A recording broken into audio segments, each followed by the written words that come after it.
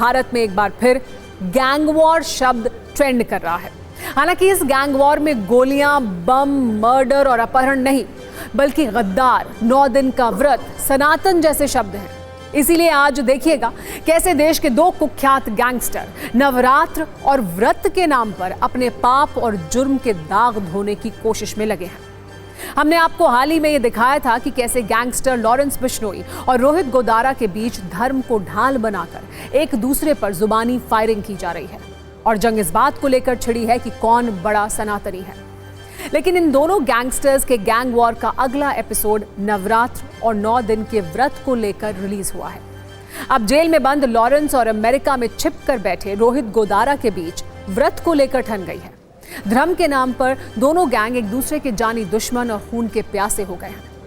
इसकी शुरुआत एक्ट्रेस दिशा पाटनी के घर पर फायरिंग के बाद हुई है। वैसे इस केस के कई आरोपियों को पुलिस ने एनकाउंटर में मार दिया है, लेकिन इससे गैंगस्टर रोहित गोदारा बौखलाया है। इसी बीच लॉरेंस गैंग का दावा यह था कि रोहित गोदारा सनातनी बनने का ढोंग कर रहा है और गैंग से उसे निकाल दिया गया है। अब गोदारा ने जवाबी फायरिंग करते हुए जो पोस्ट लिखा है उसमें लॉरेंस के लिए कैसे कीवर्ड्स इस्तेमाल किए हैं, उनकी लिस्ट देखिए आप। लॉरेंस के 9 दिन के व्रत को ढोंग बताया है, मोटरसाइकिल चोर कहा है, अमेरिका का भेदिया और भारत का गद्दार कहा है, साथ ही फर्जी सनातनी और सुर्खियों में रहने का भूखा जैसे शब्द का प्रयोग किया गया है। हम आपको गैंगस्टर रोहित गोदारा का वो पोस्ट भी दिखाते हैं जो गैंग वॉर का एक बड़ा ट्रिगर पॉइंट बन सकता है और इसमें जो दावे हैं उससे सुरक्षा एजेंसियां भी चौंक गई होंगी। गैंगस्टर रोहित गोदारा ने लिखा है कि लॉरेंस को सनातन का मतलब तक नहीं पता है, वो सिर्फ 9 दिन के व्रत से पहले सुर्खियां बटोरता है और वो लोकप्रियता का भूखा है। गैंगस्टर लॉरेंस बिश्नोई धार्मिक होने का सिर्फ दिखावा करता है, जबकि सच ये है कि लॉरेंस से बड़ा चोर और गद्दार कोई नहीं है। रोहित गोदारा ने अपने पोस्ट में लॉरेंस की अमेरिकी एजेंसियों से सांठगांठ बताई है और दावा किया है कि वो देश की खुफिया जानकारी अमेरिका को देता है। गैंगस्टर रोहित गोदारा ने यह भी दावा किया है कि सिर्फ सुर्खियों में बने रहने के लिए लॉरेंस ने सलमान खान को टारगेट किया था। फिलहाल ये तो गैंगस्टर का जुबानी गैंग वॉर है, लेकिन सवाल है कि जो गैंग वॉर अब तक अपना वर्चस्व बनाने के लिए होता था, खुद को बड़ा गैंगस्टर साबित करने के लिए होता था, वो अचानक सनातन और व्रत पर क्यों आ गया?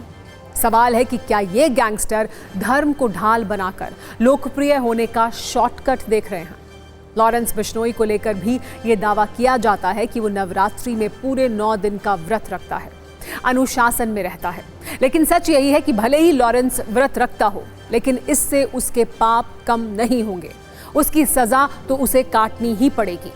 वैसे आज हम आपको ये भी बताते हैं कि सत्ता कहीं की भी हो, समीकरण कैसे बदल जाते हैं, गैंगस्टर्स की सत्ता में भी रिश्ते कैसे बदलते हैं, आप वो देखिए। एक दौर था जब लॉरेंस बिश्नोई, गोल्डी बरार और रोहित गोदारा पक्के दोस्त थे।